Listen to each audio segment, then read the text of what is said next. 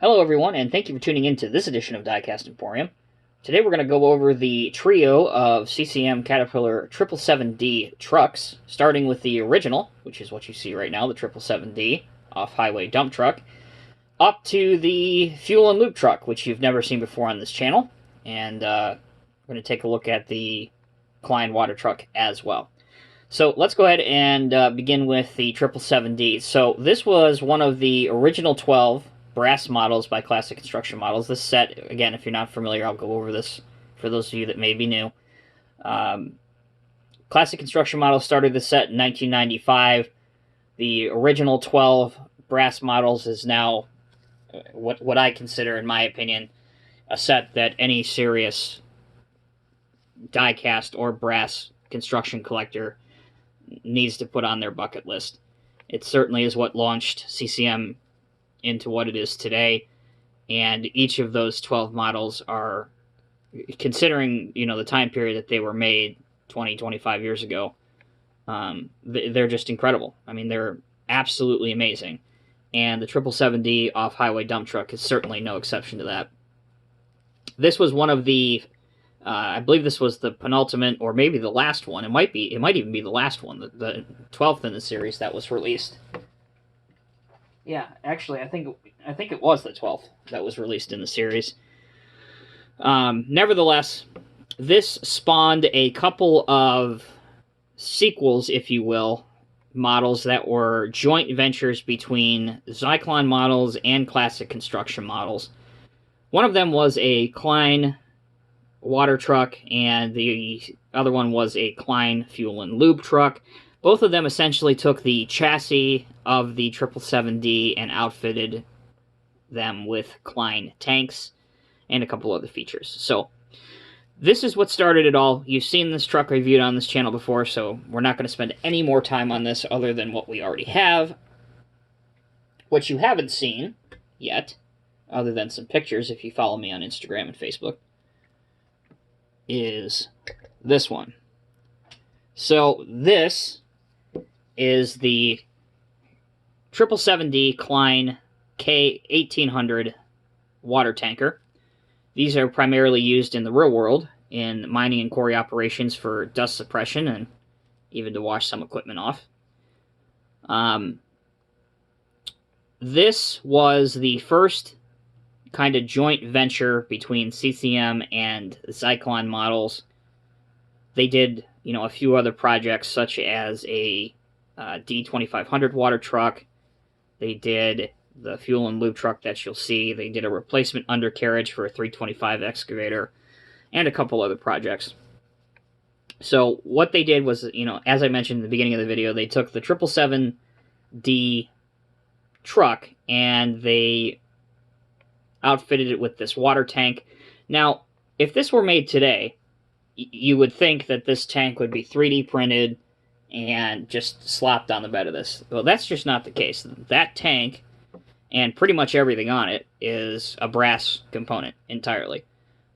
There's no corners were cut. It's an amazing casting, as you can see. It has a ton of details with the different nozzles and the main monitor on the front right here.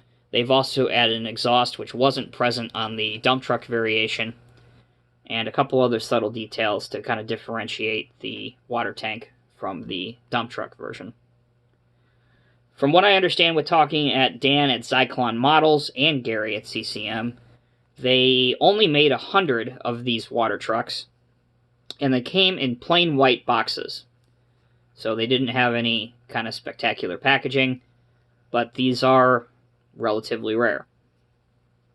So this I received as my 30th birthday present, so this kind of has a pretty special place, and certainly a unique truck for sure. So that was the second version. The final version was more of an official collaboration between Zyklon and CCM, and this is the Klein 777 fuel and lube truck. Two versions of this were produced. You have the standard cat yellow and also the white mining variation. This one, the yellow one, there's 250 that were made. And for those of you that are into numerology and like numbers, that kind of thing, I have number 108. This came with an official CCM box and a certificate, unlike the water truck. And as you would come to expect from CCM models at this time, particularly CCM brass models, the detail work is astounding. I mean, there's no other way to describe it. The decal application and the sizing of everything borders on obsession. It's just unbelievable. Each of the tanks have different things labeled on them, such as engine oil, coolant, grease, all the hand and grab rails and protection rails are all to scale. I mean, this one says gear oil, waste oil, I already mentioned coolant, grease, hydraulic oil, different lights. Just look at these tiny lights under here. I mean, it's just uncanny. It's ridiculous. This is the first truck to actually have the clear window insert inside the cab. If you noticed on the other trucks, although they had the cab, there wasn't any, clear window made at that particular time. This also has the rubber mud flaps, which are also to scale. It's got your wheel chocks up front, a couple fire extinguishers on the front and on the rear obviously for fire suppression system. It's just an amazing truck. It really, really is. Now, the thing with these, particularly these brass CCM trucks, and CCM actually did an article on this on their blog a number of years ago, and you can really see it on this truck in particular. As with anything with age, comes a little bit of wear and tear and discoloration. If you look on the sidewall of these tires, you can see a little bit of the black rubber starting to fade a little bit. So what CCM did is they did a blog about how to bring the life back into your tires, and they suggested that you go to your local hobby shop and pick up not necessarily this particular product by this particular company, but essentially silicone shock fluid or silicone shock oil. Now, they make this in a number of different weights. I went with the lowest weight that I could find, which was 20W. This particular brand is Lucas Oil Products. And I got this for $5.99 at Hobbytown, USA. And the article goes on to say that they tested it on a 797F 187 scale brass haul truck by CCM. They applied it on the tires. They waited, I believe it was 4 months or 5 months, just to make sure before they published the article that there wouldn't be any ill effects to the rubber during the curing process or any of that. And it really worked very, very well for them. And again, you can look up this article if you want. It's on the CCM blog. It's still there. You're just going to have to scroll down quite a bit because it's pretty old.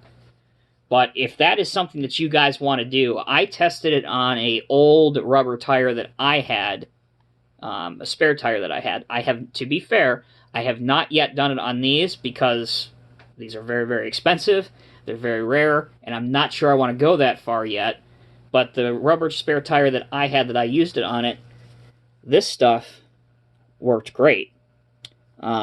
It's only been curing for about 3 hours. So I'm probably going to give it, just to be safe, maybe a couple days to see how it turns out and what it looks like.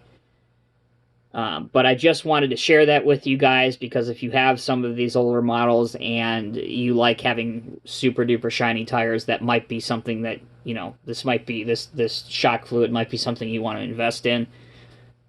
And it seems to have worked out really rather well. So, as always, guys, thank you very, very much for tuning in. It's hard to believe as we close out 2019 that we're closing out on 6 years here on this channel. I've been collecting for now 28 years and I've been on this earth now for just over 30 years. So I really want to thank you guys for all of your support on this channel, and hopefully we'll be here for, at least a little while, at least a couple more years, I hope.